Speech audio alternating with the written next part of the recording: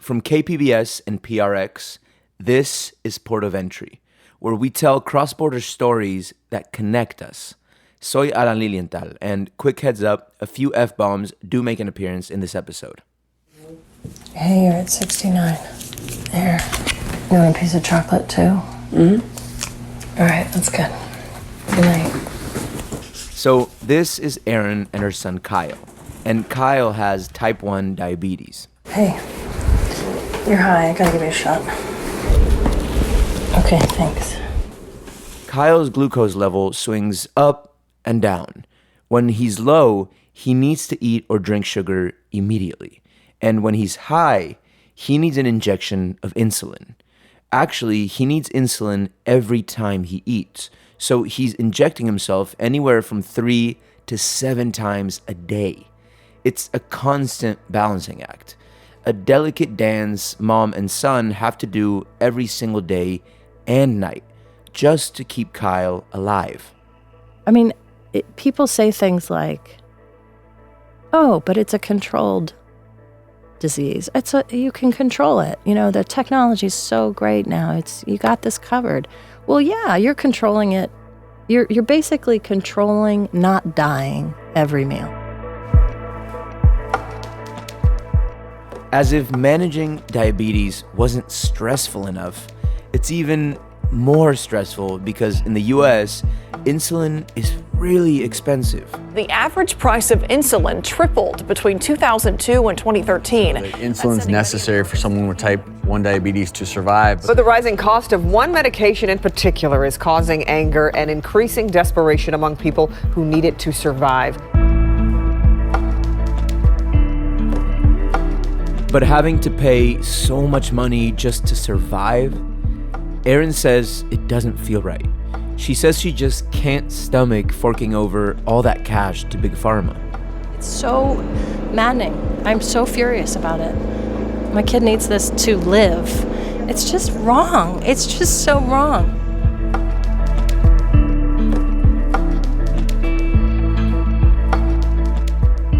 The high price of insulin feels wrong for Erin. But for others, it means that sometimes people who need insulin to live are forced to ration it, risking their lives because they can't cover the cost. So I'd have to take less insulin, and we'd try and ration it a little bit because it was just so expensive.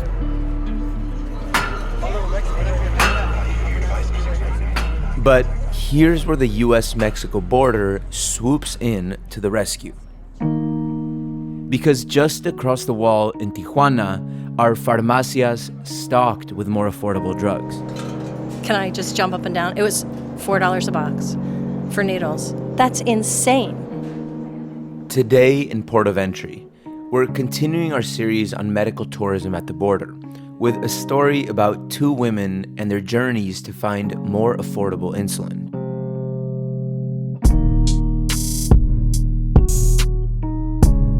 It's really a story about the fine line between life and death, the balancing act people with diabetes have to navigate every single day, and how crossing the line between the US and Mexico can be a life raft. If you live here and you can cross the border, why not? It's saving your life, basically. No se vayan a ningún lado.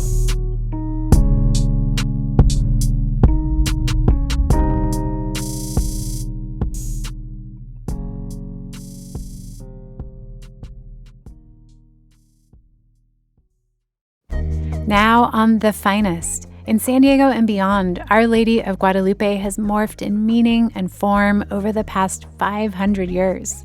She can be a source of comfort. She can be a source of pain. Her power comes because she has all of these different facets to her. Listen now wherever you get your podcasts. Ya estamos de vuelta. No, this is stupid. All right, whatever. So, did you alcohol your arm? Okay. Yeah. Right or left? Right. So this is Erin and her son Kyle again. Can you turn? We asked Erin to record these audio diaries for us so we could get a glimpse of what it's like to live with diabetes every day. We're not going to use their full names, by the way, because they want to keep their family's health information private. Kyle and I are putting his CGM, continuous glucose monitor sensor, on his arm, and it sort of uses a contraption to stick a filament underneath his skin, so there's like a loud pop, and it does hurt. So yeah, Aaron was getting ready to insert this tiny monitor just underneath the skin on Kyle's arm. The monitor connects to an app on both of their smartphones, and that app shows them how Kyle's blood sugar levels go up and down in real time. Okay, ready? 1, 2, 3. Incredible. Okay, it's in. Banging. So Kyle was diagnosed with type 1 diabetes back in 2018 when he was 15. And Aaron says it was a total shock. It hit him hard and fast, nearly killing him before they even knew he had it. Do you want me to tell you the story? They call it the diversary story or something like that. The diagnosis story. I don't know. There's all these new terms I'm learning about. So he was drinking a lot of water at night and peeing at night, and he'd do that 2 or 3 times in the middle of the night for a couple days in a row. And I thought, oh my God, he has diabetes. Because my friend had a child when she had a child who was 1 when he was diagnosed. And I asked her, how did you know to take him to the hospital? And she said, well, his diapers were just wet and he was constantly drinking. I couldn't get him to stop drinking. So I knew that was a symptom. And I called her and I said, hey, Kyle's been doing this the last few nights. I think he has diabetes. What do I do? I called his pediatrician. We got an appointment for tomorrow morning. Do I wait or what? And she goes, he doesn't have diabetes. Just go to CVS and get a blood glucose monitor and poke his finger and then call me. And I'll tell you what the number means. So I run to CVS and I get a blood glucose meter. And I go home, and he's like, no, I'm not poking my finger. What, are you crazy? And I said, no, I think you might. I mean, this is going to sound crazy, Kyle, but I think you might have diabetes. What? I don't have diabetes. Because he's walking around, he's fine. He says he feels fine. I say, look, let me poke my finger. And I poke my finger, and I put it in the meter, and it goes beep, and it says I'm at 110. And I'm like, look, see, it works. This is how you do it. I don't know what that means, 110, but it seems to be working. So let's do you next. And he was like, no, I'm not doing that. And I said, all right, you have a choice. We're either going to urgent care tonight, or which is going to be like 4 hours, or you poke your finger and it's going to be 2 minutes. He says, fine, I'll poke my finger. So we poke his finger and I put it in, and the machine starts to beep and it starts to blink and it just says hi, H-I. And I'm like, hi? What is this? He starts to cry. And I'm like, oh my God, what is this? He has diabetes. So I call Linda, my friend, and I say, so the machine says hi. I don't know what that means. And she said, you need to go to the emergency room right now. He needs insulin.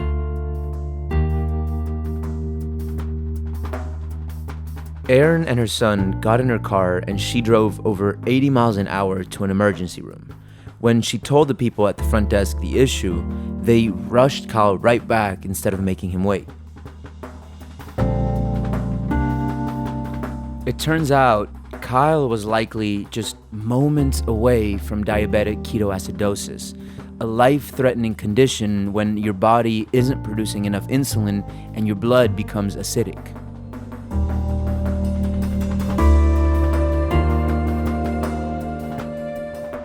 And from that moment on, the family's life was forever changed. At the hospital, Kyle got the first of what would become a constant routine of insulin injections.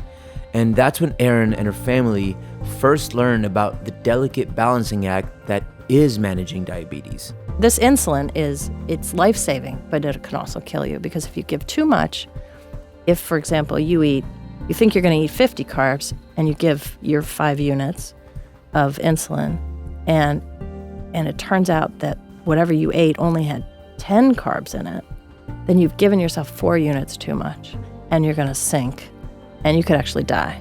So you have to sort of learn and adjust, and it's complicated.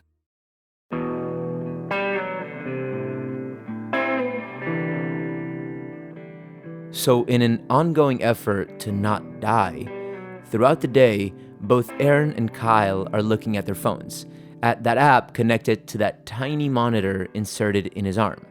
And they watch the levels go high and low. It's like a mountain range. If Kyle's high, he has a few hours before he has to get insulin in his body to prevent problems. But if he's low, it's a real emergency. He literally only has a few minutes to get sugar in his body before he could die. Erin said that watching her son's ups and downs 24 hours a day, it takes an emotional toll.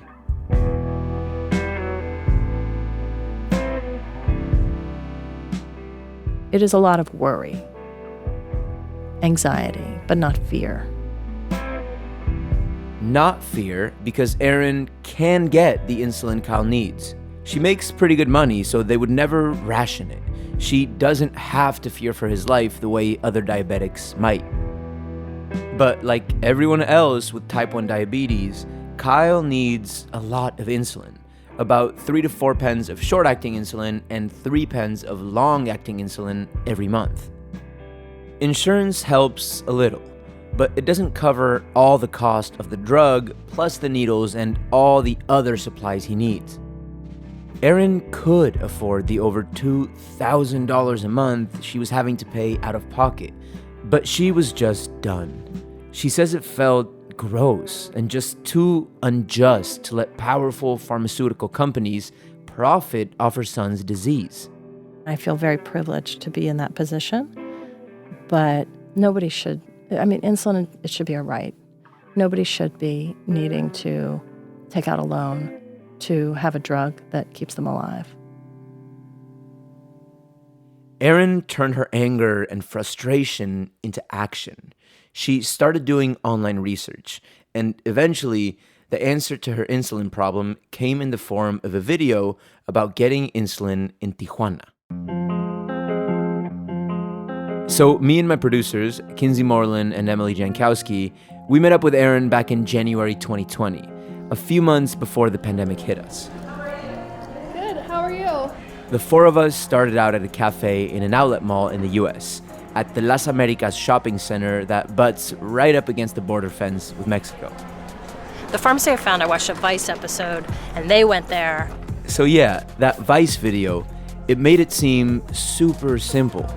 They recorded the whole way across. The guy spoke English behind the counter. I don't speak Spanish, so I figured hopefully that guy's still there, and he'll speak English to me, and I can get what I need. Erin lives pretty close to the US-Mexico border, about 35 to 45 minutes away.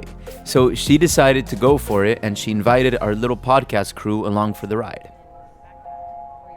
I did call ahead. My daughter speaks fluent Spanish. She called ahead and found out that they do have insulin there. They have the kind I need, and they said it's $17 a pen if I buy more than 4 pens at a time.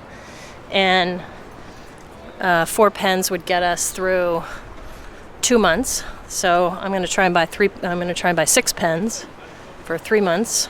And I know they have it, and we'll see when we get there whether or not they speak English or Spanish. But you guys are with me, so. Yeah, I think we'll be fine. Are you ready to cross the border? I'm ready. Let's do it. From the cafe, we headed across the street to the San Isidro port of entry.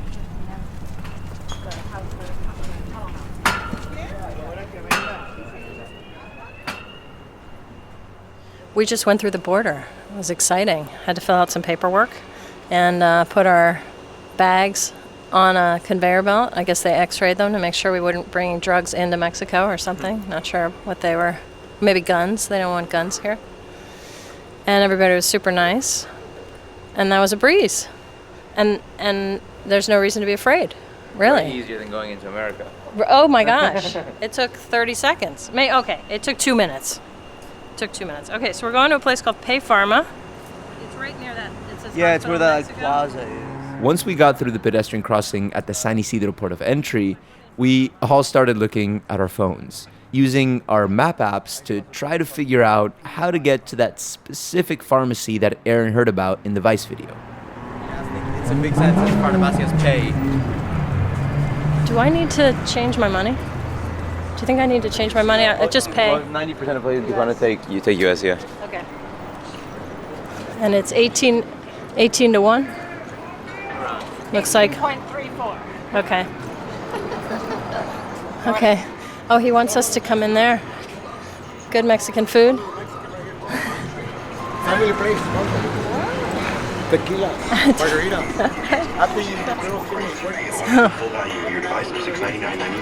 We have some storefront owners wanting us to come in and eat Mexican food in their place. So yeah, there are plenty of restaurants right here after you walk through the border and into Tijuana. But mostly, you're surrounded by tons of dentist offices and farmacias. Most of these pharmacies are painted in bright colors, yellows, blues, reds, so they really stand out.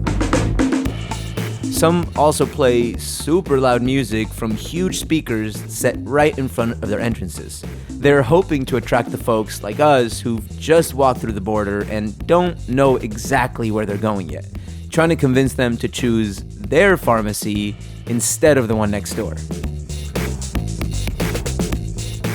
Some farmacias even hire these funny mascots to twirl signs and dance in front of their stores. The ones I've seen were dressed as cartoonish pharmacists with big mustaches or like hilarious giant pill bottle characters. So yeah, farmacia competition at the border is real. This area is like filled with pharmacies. I bet a lot of them have what you need, but let's go to Pay Pharmacy. It's so close. Let's go right in here. Erin couldn't resist all the temptation. So she decided to check out a few other pharmacies that we came across. This is like Pharmacy Row. Okay. Should we, I wonder if we should go in and see how much it costs. Let's go in one. Let's just go in one besides Pay Pharma and just see what it would cost. They say it'll beat any price. Okay. Viagra, Cialis, Levitra. You want to check here? Sure. Hi. Do you have Lantus?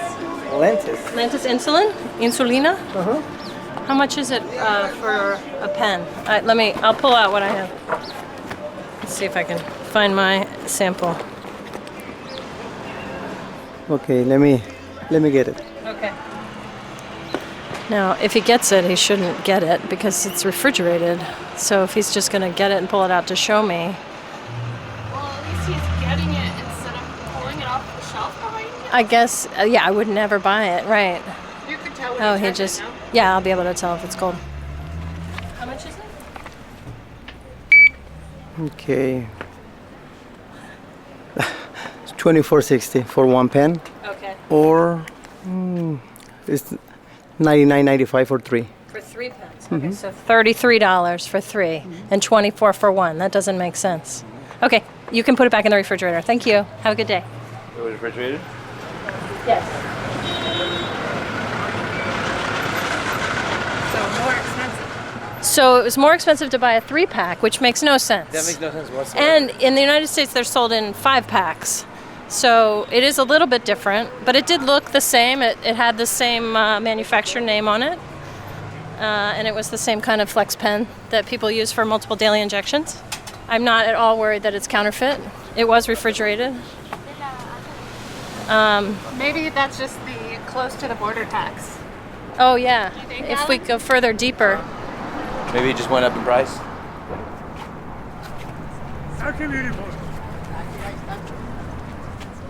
So the price the pharmacist quoted was lower than the price in the US. But Erin, she admitted to us that she's very frugal. Actually, that she comes from a long line of very frugal women in her family. She said she wanted to score the best possible price. So we kept walking toward Pay Pharma, the place Erin saw on Vice. But we still had some trouble finding it. In part because medical tourism has just totally changed the urban landscape surrounding the port of entry. They're doing a lot of construction here. Like if you see these like satellite buildings, like it looked like there was structures there before, but it seems like they took everything down and are rebuilding. I mean, they're investing billions of dollars into the medical industry. That's so weird. Our pharmacy might be gone. We wandered in what we thought was probably the right direction, walking a bit deeper south into Tijuana. On the hunt for insulin. I feel a little bit like this is a drug deal. It is. It just feels funny. Insulina, that's the right word, isn't it, Alan? Yeah. My daughter taught me that. All right, let's keep going.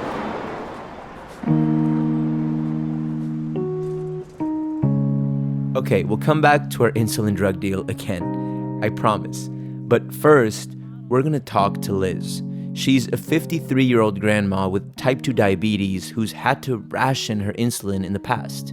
First, because it was so expensive in the US, and then because of the virus and its impact on the border. Quédate con nosotros. Volveremos en un minuto.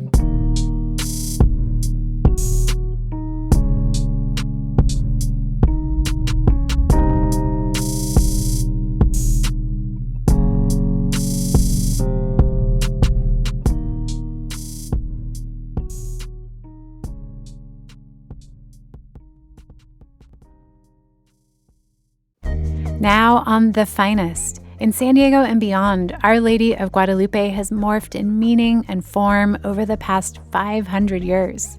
She can be a source of comfort. She can be a source of pain. Her power comes because she has all of these different facets to her. Listen now wherever you get your podcasts. Ahora de vuelta al podcast.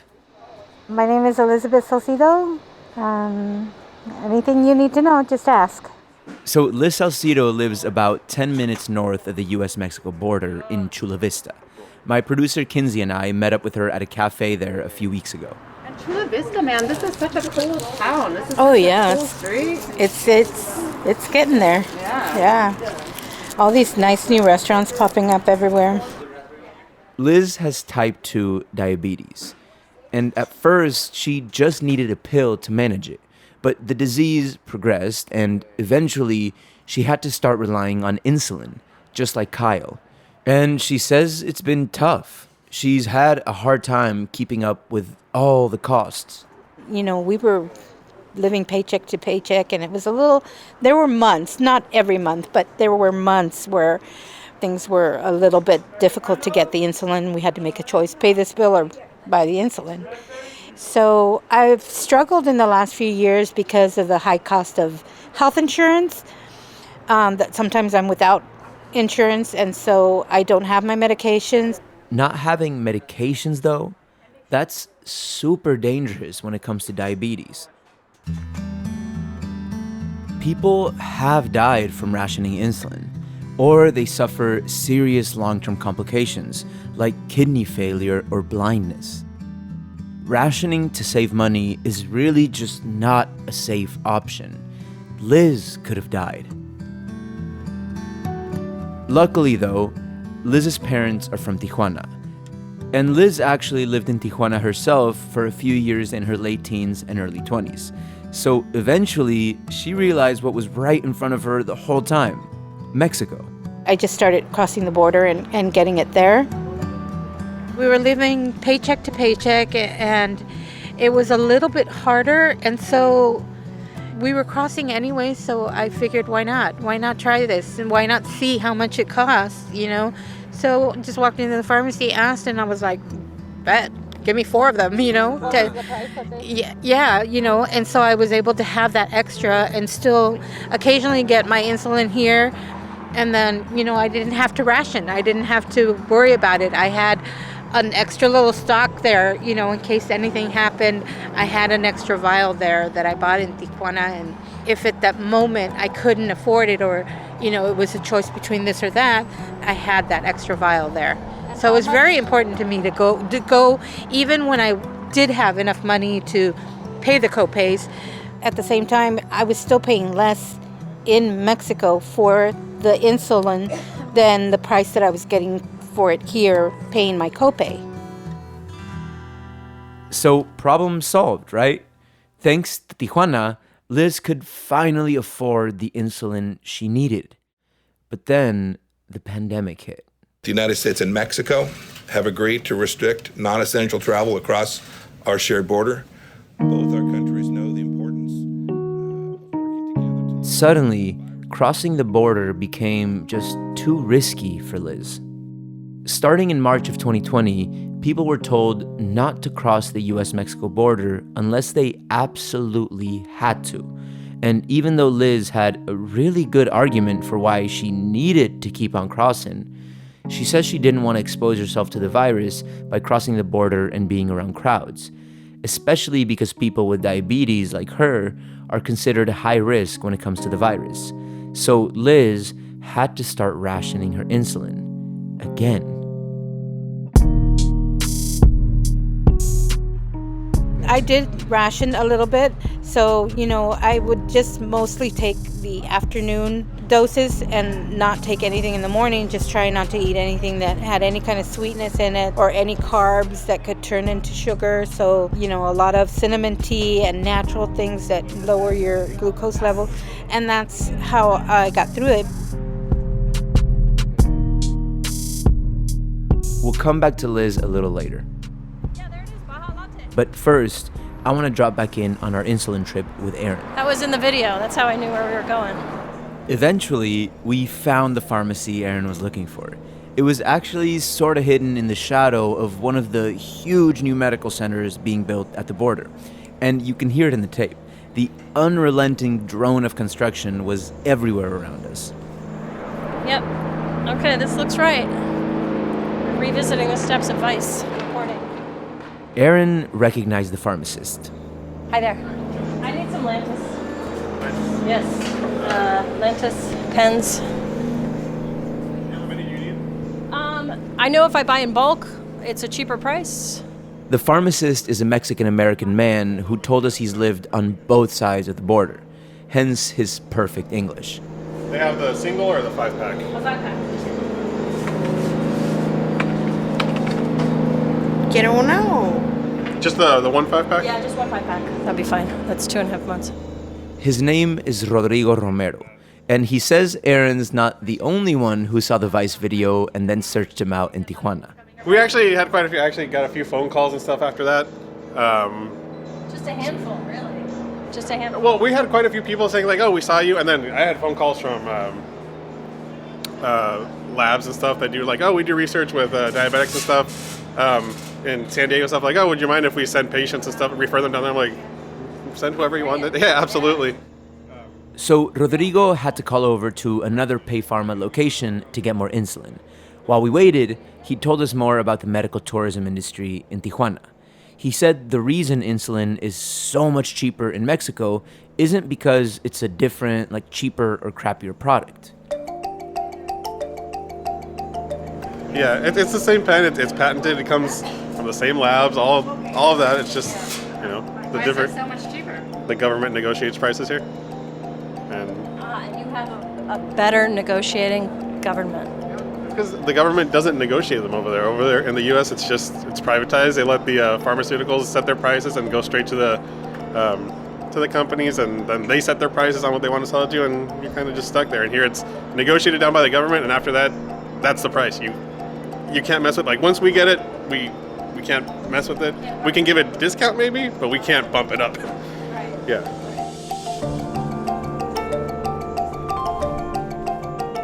Basically, Rodrigo said Mexico has fewer rules and regulations when it comes to getting drugs on the market, but more regulation when it comes to how those drugs are priced. And yeah, the support of the government helps a lot. The government really sticks its hand in trying to keep prices down for the common people. It's not just profits. They really look out for the citizens here. And obviously, that spills over and benefits whoever lives across the border. So yeah, this is why so many Americans come here, to take advantage of these cheaper prices that are set by the Mexican government. Rodrigo said pretty much all of the new construction we were hearing that day was to accommodate the flood of medical tourists. So all of this is just going to be medical tourism, and it's, you walk across the border, do what you need to, and you head back. If you drive, they have the medical lane where you get the passes, so you don't have to sit in line for 3 hours. You just kind of come, do your thing, and head on out. So we've seen the boom.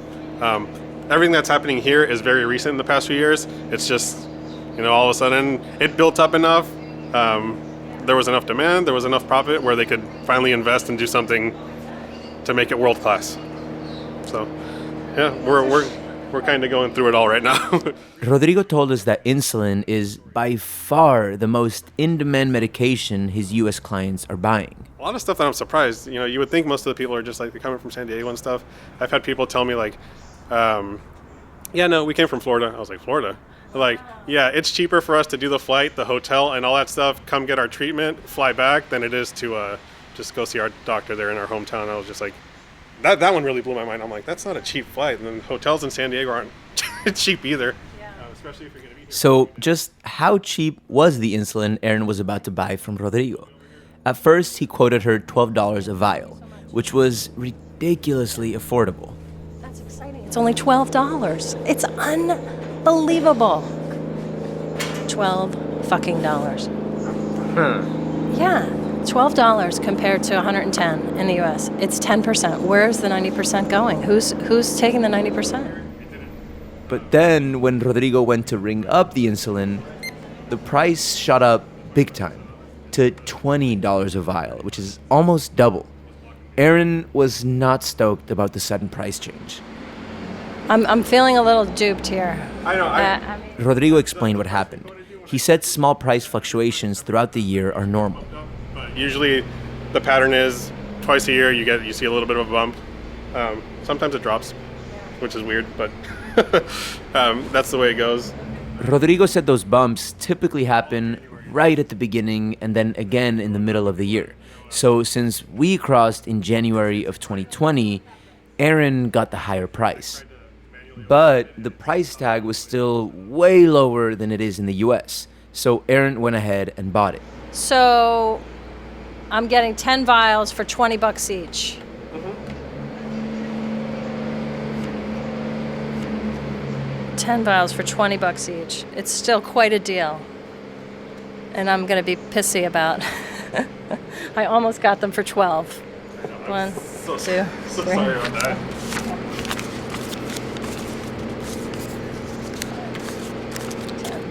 Before we left, Erin asked Rodrigo about crossing the insulin back to the US. He told her she didn't have to worry too much. Usually, the recommendation is if they ask you, say you have something, typically if you didn't need a prescription for it, you technically don't have to say anything. Antibiotics, any controlled substances, you have to be like, yes, I have it, here's my prescription, you're good to go. This, you really don't need anything, but just to play it safe, because sometimes you'll get a guy and you'll be like, hey, I have this, yeah, I don't care, just go through. Sometimes you get someone, even with all the paperwork, well, why do you have it? Why are you coming here? How many days is it for? Are you doing it for more than 30 days? Are you trying to sell it? What's this? It's just a luck of the draw with the agent you're going to get. Best bet, just play it safe. Be like, yeah, I have it. Insulin, stuff like that. You don't need your prescription, so they can't really give you a hassle for it. And like I said, the control stuff, all that stuff, as long as you're got your paperwork, you're going to be fine.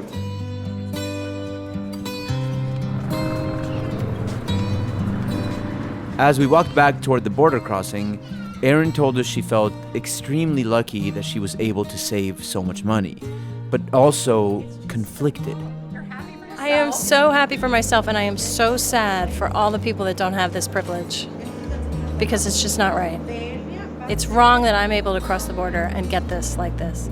It's my kid needs this to live, and other people need this to live who don't have resources and who can't drive an hour to cross the border. They live in Kansas or wherever, Utah, and they don't have access to this Mecca of reasonably priced medicine.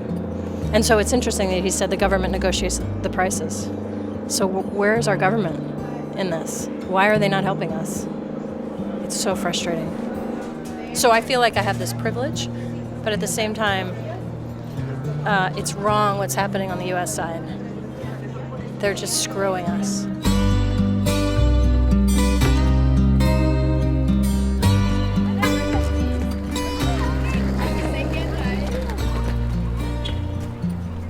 As we got closer to the port of entry, the delicious smell of carne asada filled the air around us. How about we get some tacos? I love some tacos. Let's go. Should we go to the food truck?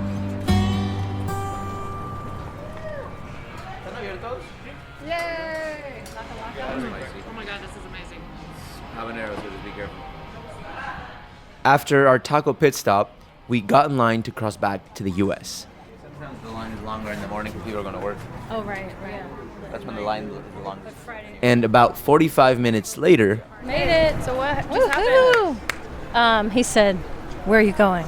In a very serious voice. I said, "I'm going home to San Diego." And he said, "Why were you here? Why were you in Mexico?" I guess he said. And I said, "To get medication for my son." And he said, "Do you have it with you?" I said, "Yes." And he said, "Let me see it." And I opened it up and I said, "It's insulin. It needs to be refrigerated." And he looked in my little refrigeration pack and he said, "Okay, thank you." And that was it. And I've got 2 boxes. I've got 10 pens in each box, 3 to 4 months supply. And woohoo! Successful trip. Saved $1,000. Success. Just like that.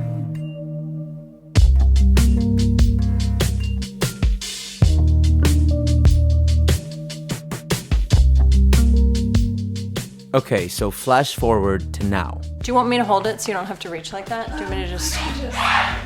Or we can both sit on the couch. Why don't we both sit on the couch? Okay, that works. Oh, I want to get my spreadsheet. Hang on. It's been about a year and a half since our trip to Tijuana to buy insulin with Aaron. So my producer Kinsey met up with Aaron back in San Diego to check in. And since then, Aaron says she hasn't crossed the border at all, in part because of the pandemic. I didn't go back because everything got shut down. But also because Erin, being the savvy, spreadsheet-making, deal-loving woman she is, did some research and figured out a way to get more affordable insulin on this side of the border. I found a savings card, which I don't think I had when we were walking across that. And the savings card is this bizarre thing that says, oh, instead of paying $700 a month for your insulin, you pay $0 or you pay $25. And it's if you don't know about it, like, it's a big deal. It's a big difference. So that's offered through the insurance company? it's offered through the pharmaceutical company. And you just have to know to search for it online.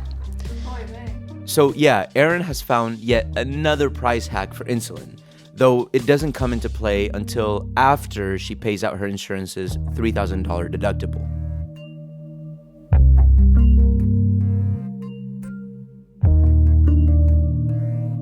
And Liz Salcido, she actually lost her job right before the pandemic hit. And like I said before, she had to start rationing her insulin because she was just too afraid to get the virus while crossing the border. But the unexpected upside was that being unemployed meant she eventually qualified for Medi-Cal. So a few months into the pandemic, for the first time since her diabetes diagnosis, Liz got insurance that now covers the full cost of her insulin. Now they cover everything, so I don't have to go to Tijuana. And it makes it a lot easier. It makes, life a little different. But here's the thing. Liz says she feels completely stuck in this ridiculous catch-22 because if she gets a job, she'll lose Medi-Cal. And if the job doesn't have good benefits, her insulin affordability problem could come right back, and she'll be back to crossing the border. It's still sort of in the back of my mind, that once I go back to work, my insurance will go back to being covered California, and then I'll go back to having a copay. Then, I'll have to worry about crossing the border. I love having that option of being able to cross the border and going to Mexico because you really pay what things are worth, not the exaggerated prices that we have here in the United States. And then we get tacos. So that's the bonus.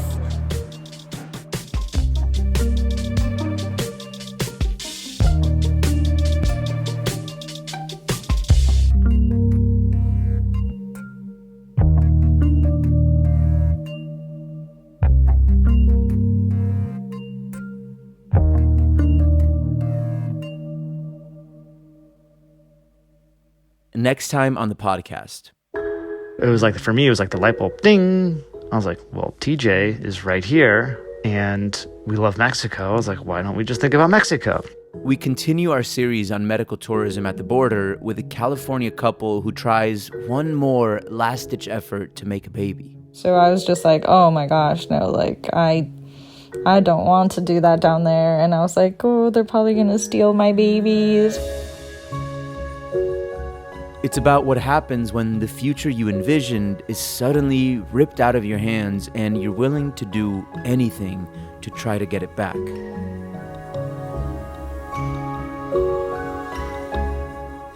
Port of Entry is written and produced by Kinsey Moreland.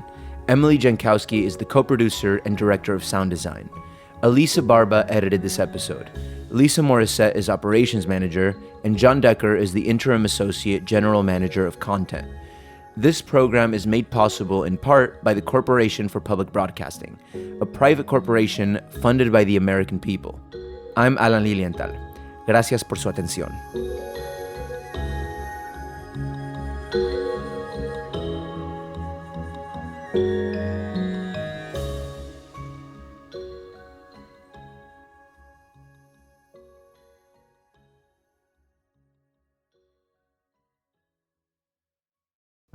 Now on The Finest, we examine an icon. Our Lady of Guadalupe has been a powerful symbol for 500 years, and artists have reimagined her as a source of resilience and pride. Listen now wherever you get your podcasts.